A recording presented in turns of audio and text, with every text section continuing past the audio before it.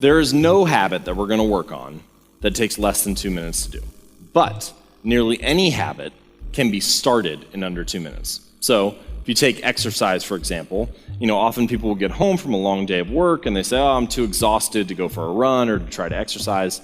So I never get around to doing it because I think about, oh, I have to run 5 kilometers or whatever, some long distance that seems overwhelming to me. So rather than focus on the whole thing that you need to do, I would encourage you to focus on just the first 2 minutes. So what's the first 2 minutes of that habit? I put my running shoes on, I get out the door, and I lock the door. And if you do just that, it doesn't matter if you take another step.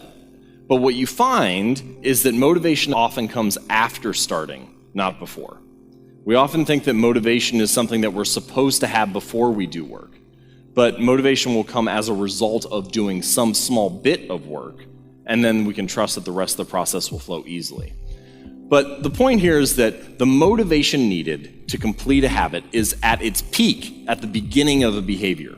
The greatest amount of friction for any type of task is in the beginning, is in the starting. So the key idea is make it so easy that you can't say no.